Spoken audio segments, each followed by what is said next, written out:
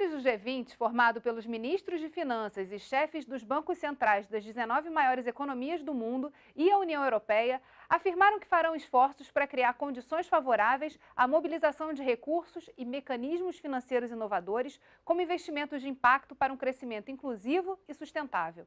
Tal iniciativa tem impulsionado ações tanto em nível federal quanto no estado do Rio de Janeiro, segundo do país a aprovar lei que cria política estadual de investimentos em negócios de impacto. Para falar sobre esse assunto, a nossa equipe foi até a PUC-Rio conversar com o professor Pedro Verga Matos. Ele também explica como estão estruturadas as políticas de incentivo aos negócios de impacto social em Portugal e de que forma essa experiência pode inspirar ações no Brasil. Pedro Verga Matos é doutor em Ciências Empresariais pela Universidade do Porto, possui MBA e mestrado em Gestão de Empresas pela Faculdade de Economia da Universidade de Nova Lisboa e atualmente realiza pesquisas e estudos no campo da inovação social e negócios de impacto no Brasil. O Rio em Foco está no ar.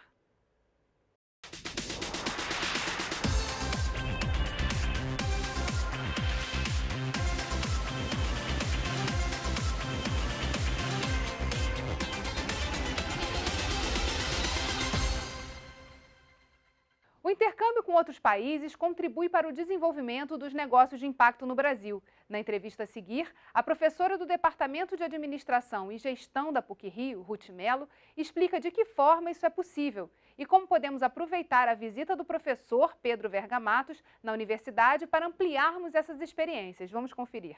É muito importante a gente receber hoje aqui o Pedro Verga Matos, um professor da Universidade de Lisboa, que estuda política pública de inovação na área, especialmente inovação social, né? Então ele veio aqui compartilhar com a gente os aprendizados, o que ele entende serem desafios da política pública lá, que já é inovador em nível de União Europeia e que está cutucando os governantes, os gestores públicos dos países membros a se reverem e pensarem em novas formas de financiamento de política pública, né? E isso, como é que isso chega aqui para a gente? A gente está em outro nível, outro tempo desse tema aqui no Brasil e não necessariamente a gente vai rumar para lá porque a gente faz a nossa história, né? Mas isso ajuda a gente a criar também, a dar complexidade ao que a gente vem construindo em nível de desenvolvimento de negócios inovadores na área de impacto socioambiental. E isso para a PUC-Rio é muito legal, porque a PUC já tem uma formação de empreendedores há muitos anos, são 22 anos de formação de empreendedores, né, de empreendedorismo, é um diploma adicional que o aluno ganha, é a formação minor no exterior. Então, alunos de direito, de comunicação, de engenharia, eles fazem uma composição das suas eletivas, né, das disciplinas eletivas, que no final eles levam 2 diplomas, né, o diploma de direito, de engenharia, de administração e também leva esse diploma com mais de 300 horas de empreendedorismo. E não é empreendedorismo teórico, é empreendedorismo prático. Né? E dentro desse campo de empreendedorismo, o socioambiental, o de negócios sustentáveis está muito pujante, está crescendo, não só em nível de disciplinas ofertadas, mas os professores estão muito antenados, né? Porque se os alunos pedem, se o consumidor do mundo pede para a gente ser mais sustentável, a universidade tem que acompanhar, apesar de ser uma organização longeva, tradicional, a universidade tem que chegar junto para se reposicionar e se repensar também. Professor, de que modo o ecossistema de inovação social está estruturado em Portugal? Em Portugal foi desenvolvida uma política pública que quer desenvolver o ecossistema perante a situação onde havia um conjunto de falhas que não estavam a ser corrigidas. Ou seja, durante muito tempo houve uma filantropia tradicional que atuava na área social. Enfim, durante muito tempo, estamos a falar, pelo menos desde o século XVI, com as misericórdias, que vocês também conhecem aqui. Mas depois houve todo um conjunto de mudanças e foi entendido que, num contexto específico de grande crise económica e financeira de 2012, 2013, que seria desenvolvida uma política pública especificamente para desenvolver esse ecossistema.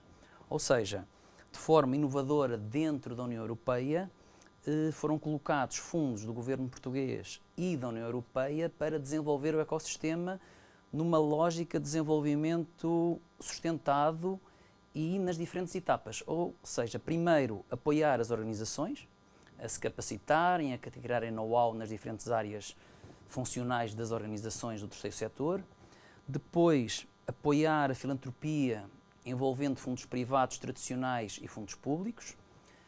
Terceiro ponto, tentar criar um mercado de títulos de impacto social, onde tem havido bons resultados. E a quarta medida desta política de desenvolvimento do ecossistema seria, e é, o desenvolvimento de fundos de impacto social, onde as coisas não têm corrido particularmente bem. O que a gente pode dizer é que o governo, então, investe em inovação social para resolver determinados gaps que acontecem que ele não consegue dar conta? Repara o seguinte, o governo teve sempre políticas públicas nestas áreas. Os governos tiveram políticas públicas nestas áreas mais ou menos desenvolvidas em função das opções ideológicas e em função da situação económica e financeira do país. E, portanto, isso sempre existiu. O que acontece é que, num momento em que o país quase entrou em bancarrota, foi preciso pedir ajuda financeira ao que nós chamamos uma troika. A troika era constituída pelo Fundo Monetário Internacional, pelo Banco Central Europeu e pela União Europeia, e nesse contexto, de forma inovadora, o governo entendeu que seria bom, para complementar os fundos limitados públicos, atrair capitais privados para a inovação social. E nesse contexto também foi por isso desenhada a tal política, onde especificamente foi criada uma equipa de missão Portugal e Inovação Social, que desenhou e gera essa política. Repare, não são fundos muito avultados. Enfim, para os padrões brasileiros não são de todo avultados. Mas mesmo para a política pública portuguesa, estamos a falar de um montante de 150 milhões de euros e, portanto, é entendido como experiências piloto. A ideia é, basicamente, fazer complementar os recursos habitualmente destinados a este setor do Estado e as atividades feitas por particulares. E particulares, estamos a falar de ONGs, o que nós chamamos ONGs, estamos a falar da Igreja Católica e estamos a falar de outras instituições que trabalham no setor social e, portanto, estamos a falar de infância, dos idosos, de problemas de saúde, de ambiente e, portanto, há aqui uma partilha e há aqui uma integração de recursos privados e públicos com abordagens inovadoras. Em relação a, comparando Portugal e Brasil, né, o que já está mais avançado aqui e que está sendo trabalhado, que está sendo foco do seu estudo? Eu não conheço detalhadamente a situação brasileira e o estudo que estou a fazer com a professora Tânia Cristópolos da Universidade de São Paulo estava focalizado e está focalizado nos fundos de impacto. Ora bem, eu aqui já entrei em contacto, já entrevistei, já recolhi dados de vários fundos de impacto. No caso português, o fundo tradicionalmente associado ao impacto foi criado exatamente na crise financeira, portanto por volta de 2012, pela ACEG. A ACEG é a Associação dos Empresários Católicos. E eles criaram um fundo destinado a apoiar gestores que entraram por fecho das empresas ou por reestruturação das empresas, ficaram desempregados, tinham capacidade de gestão, tinham know-how e tinham novos projetos. O fundo teve algum desenvolvimento, mas não foi propriamente um caso de grande sucesso, digamos assim. De resto, neste momento há fundos públicos para apoiar os fundos de impacto. Há um fundo de impacto que foi lançado envolvendo capitais privados, envolvendo recursos do Banco Europeu de Investimentos e envolvendo recursos também do governo português e da União Europeia, mas, tanto quanto é do meu conhecimento, ainda não operacionalizou nenhum investimento. Mas é um fundo que o objetivo é ter 40 milhões de euros em carteira e que está a ser organizado pela MEISE, que é uma entidade que faz consultoria e investimentos nesta área. Em relação aos contratos de impacto social, eles já são uma realidade, lá já acontece, quer dizer, o governo contratar serviços e remunerar pelo desempenho desses serviços? Está-me a falar dos títulos de impacto social, Sim. Ou seja, relativamente à área social, o governo tem parceria com entidades privadas. Tradicionalmente, o setor privado, e nomeadamente as misericórdias, complementam a oferta de serviços, nomeadamente na área da saúde. Depois, também na área da saúde, nós temos parcerias público-privadas com investidores, com grupos da área da saúde e temos 4 hospitais em PPPs, em parcerias público-privadas. Ora bem, nós tivemos uma fase de grande entusiasmo pelas parcerias público-privadas, nomeadamente no setor rodoviário. Foram projetos que não foram devidamente estudados e, portanto, foram lançados por razões provavelmente, sobretudo, eleitoralistas, e no caso das infraestruturas rodoviárias correram francamente mal. Não é o caso dos projetos na área da saúde, as avaliações são boas.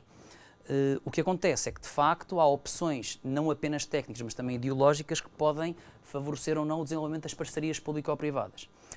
De qualquer modo, relativamente a resultados, o que nós temos agora na política que lhe falei há bocadinho da equipa de missão Portugal Inovação Social, são os títulos de impacto social, o que é uma coisa inovadora, teve origem há já uns anos no Reino Unido.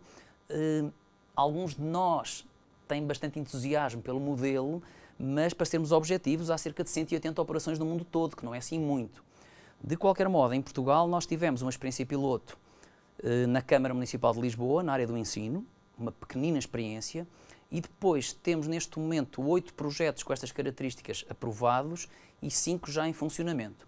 Os 3 mais relevantes são um na área da integração de jovens desempregados, 2 na área da integração de jovens desempregados e 1 na área da exclusão social, de famílias e jovens em risco e crianças em risco. O que é que acontece? Nós estamos a ter, são projetos onde a remuneração, ou antes, o reembolso dos investidores privados vai ser em função dos resultados, o que é uma coisa que cria algumas dificuldades burocráticas, que cria a dificuldade das métricas e que, do ponto de vista da ligação aos fundos da União Europeia, é também complexo, porque a União Europeia está habituada a pagar em função de custos e não em função de resultados. E, portanto, as entidades que vão aparecendo nestas áreas, enfim, queixam-se um bocadinho da burocracia pesada. A gente vai fazer um rápido intervalo e voltamos já. Rio em Foco aqui, política e economia caminham juntas.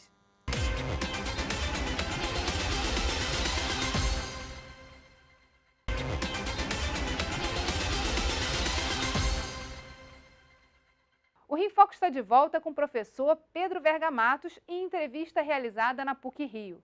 Nesse bloco, ele explica como as universidades estão olhando e estudando os negócios de impacto social. Professor, a gente falava no bloco anterior sobre as métricas, a dificuldade e o desafio de estabelecer métricas que possam ser avaliadas por quem está contratando e pelas próprias instituições, de entregar essas métricas. A universidade tem estudado isso? Tem sido foco de estudo e de avaliação? Sim, neste momento, no mundo académico, há muita preocupação na área de quem estuda negócios sociais, na medição do impacto.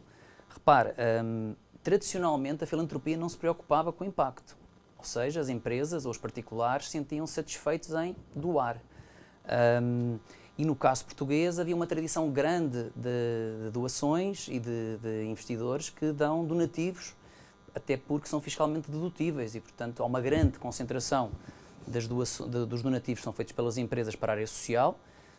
Eu daqui a bocadinho tenho o número exato, mas é assim, as grandes empresas representam 0,7% das empresas, eu acho que representam mais de metade do valor, mas o comum das pessoas entende isso como uma obrigação e, portanto, há um conjunto, e vão dando donativos em entidades nas quais têm uma relação de confiança, mas sem a preocupação, embora gradualmente as instituições particulares de seguridade social, os centros paroquiais, as organizações não governamentais têm preocupações de transparência e elas próprias vão apresentando resultados. De qualquer modo, quando nós passamos a ter os investimentos de impacto, onde nós queremos juntar remuneração com impacto, nós precisamos de saber exatamente onde é que estamos a colocar os investimentos, os recursos financeiros e o que é que eles estão a conseguir obter. Repare que, no caso da política pública portuguesa, o apoio aos títulos de impacto social obriga a que, ex ante, sejam definidos objetivos e depois tenham que ser avaliados.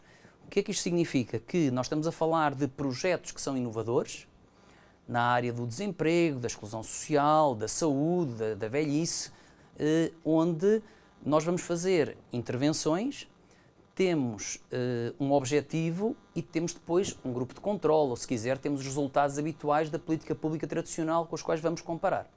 Então o que é que nós temos aqui? Temos uma organização que tem uma nova abordagem a um problema, temos um conjunto de investidores que podem ser privados ou públicos, por exemplo, os municípios também podem investir, mas temos também que ter uma entidade que vai avaliar os resultados.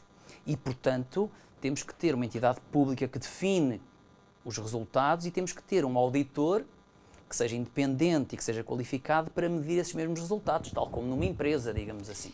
Que é muito semelhante à lógica das parcerias público-privadas, né? Quer dizer, também há uma obrigação aí para o Estado de definir quais são as métricas que vão ser utilizadas para avaliar e para trabalhar em parceria. Sim, no caso enquanto aqui se tratam de projetos de pequena escala e com uma vida útil relativamente limitada no tempo. No caso das parcerias público-privadas, nomeadamente nas infraestruturas, são projetos de longa duração, o que torna o processo muito mais complicado, digamos assim. E, portanto, depois temos um conjunto de resultados, de objetivos. Estou-me a lembrar de resultados do número de utentes ou do tráfego. Depois temos as famosas bandas e temos os incentivos ao serviço e, portanto, também aí a complexidade é maior. Agora, de facto, impactos na área social, do ponto de vista académico, é uma área que está a ter bastante visibilidade, porque é uma área pouco trabalhada. Claro, do ponto de vista financeiro, enfim, não é fácil, mas faz-se. Agora, do ponto de vista social ou ambiental, já a situação é mais complexa e torna o assunto mais difícil. Repare também que é relevante ver isto. No caso da política pública portuguesa, ela foi desenhada, foi pensada por um conjunto de atores onde a academia estava presente. E é curioso também destacar que a entidade pública que definiu, que gera essa política, teve um primeiro responsável, que era um professor que trabalha muito nesta área, que atualmente é o Dean da Faculdade de Economia e Gestão da Universidade Católica, e tem um segundo responsável, que é também um professor desta área, que veio da Universidade de Coimbra. E, portanto, a academia, pelo menos por esta forma, está presente. Quer um, quer outro, sempre incentivaram que a academia se aproximasse e trabalhasse com este tipo de estimadores. Qual é o problema? O problema é que a academia às vezes não está muito preocupada com isso, mas isso é um problema de incentivos. Ou seja, você tem escolas onde de facto há uma pressão muito grande para a publicação e uma menor pressão para o envolvimento na comunidade. E portanto isso cria ali uma escola ou uma faculdade ou uma universidade a várias velocidades e portanto, mas que a academia se preocupa com estes temas, claramente que sim. Mas é porque a universidade, nesse caso específico da inovação social, ela tem um papel de explicar o que isso significa. Até assim, trazer para a prática o que significa. Nas universidades também tem duas coisas que são importantes. Por um lado, você tem um conjunto de académicos que gostam do tema e que acham que é relevante para o mundo do futuro, e estamos a falar dos ODS, alertar os jovens para essas temáticas. Mas, por outro lado, tem os próprios jovens interessados na temática como nós não estávamos quando eu estava na faculdade. Repare, nós neste momento, no caso dos títulos de impacto social, temos um conjunto de organizações privadas que estão a financiar projetos sociais. Temos a Fundação Carlos Gulbenkian. A Fundação Carlos Gulbenkian é uma fundação criada pelo Sr. Gulbenkian, um arménio que criou uma fundação, tem um belíssimo museu em Lisboa, um dos melhores pequenos museus do mundo, e que tradicionalmente fez inovação social. Não se chamava inovação social, mas fazia. Enfim, na minha aldeia, eu sou de uma aldeia perto de Aveiro, norte do país, eu lembro-me de uma carrinha biblioteca que ia lá entregar os livros e recolher os livros. Vocês já não chamam carrinha, chamam van, mas pronto, um ponto de forma. Ok?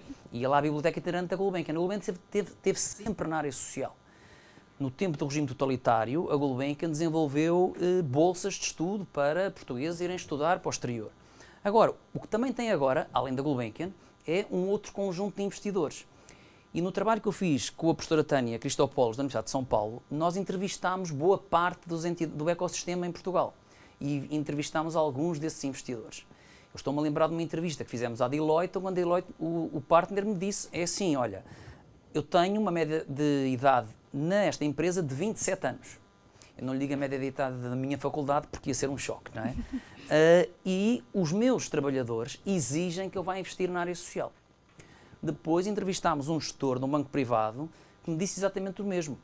Os meus clientes querem remuneração, mas também querem impacto, também querem algum envolvimento do banco. E, portanto, no caso da universidade, nós estamos a alertar os alunos, mas há um mundo que, se nós não acompanharmos, ele continua. E, portanto, a universidade passa a olhar para esse mundo e tenta estudá-lo e enriquecê-lo, ou vai ficar para trás. A gente vai fazer um rápido intervalo e voltamos já. Rio em Foco aqui, política e economia caminham juntas.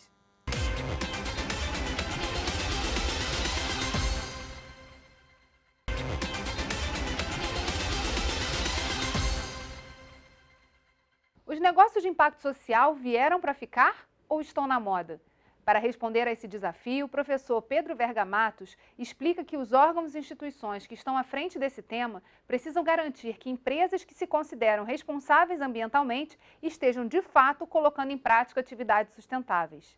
Professor, sustentabilidade e inovação são palavras que a gente escuta o tempo todo, principalmente no setor público e na própria academia, no setor privado. O tempo todo a gente está vendo essas palavras como grandes chamarizes de um novo tempo, chamando para o novo tempo. Quando você pega essa questão da inovação social, o que se percebe muita gente já faz sem saber que é isso, que tem esse nome. Isso também não é... Será que a gente não está, na verdade, criando uma nova moda?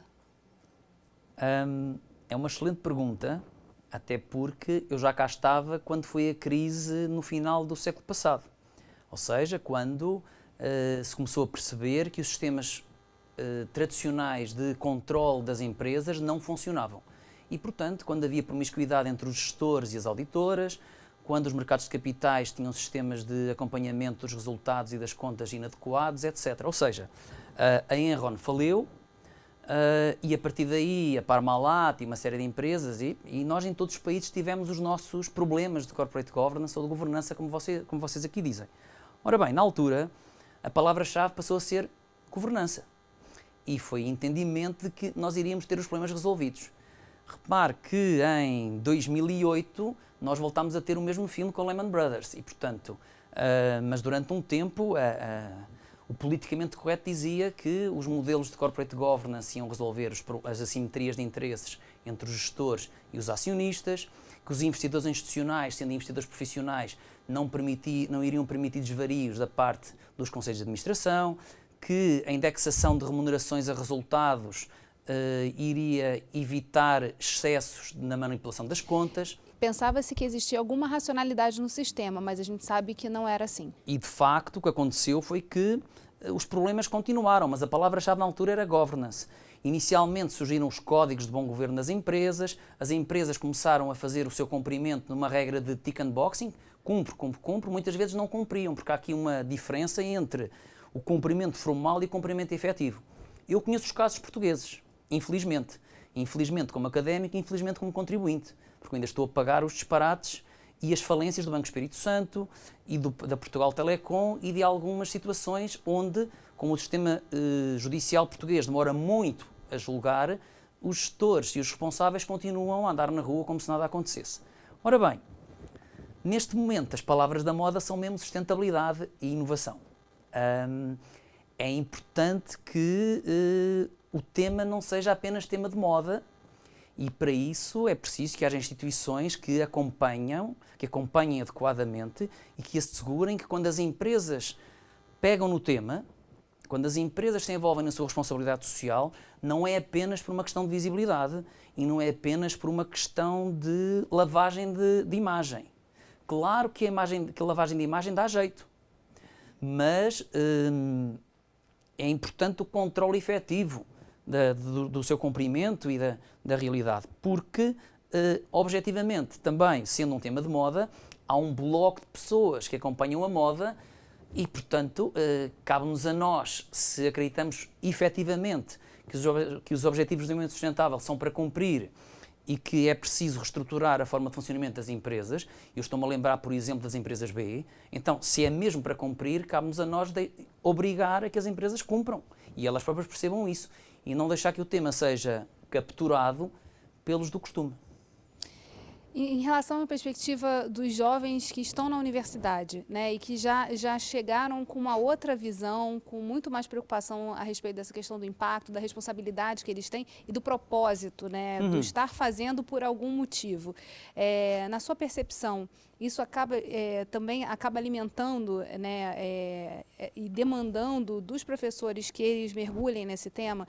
E até que ponto a academia pode colaborar na construção, né, desse novo paradigma?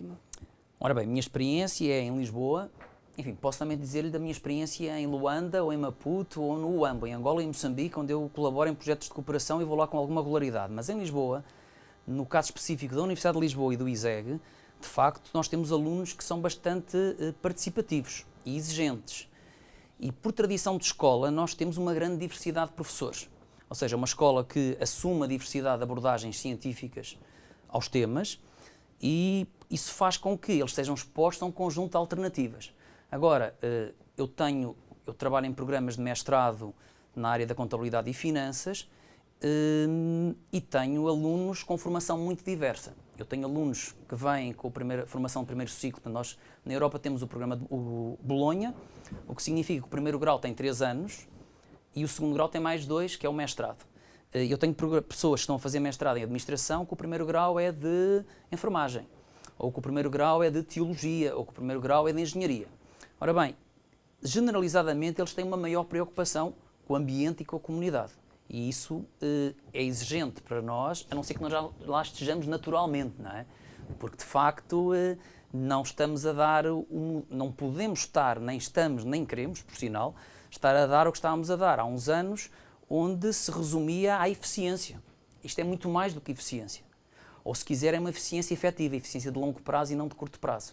Que gera mudança real. Que gera mudança real, exatamente. O Rio em Foco chegou ao fim. Obrigada a todos vocês que acompanharam a gente até aqui e não deixe de acessar o canal do YouTube para assistir a nossa programação completa.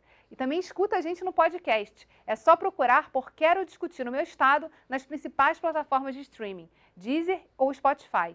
TV Alerj, o canal do povo.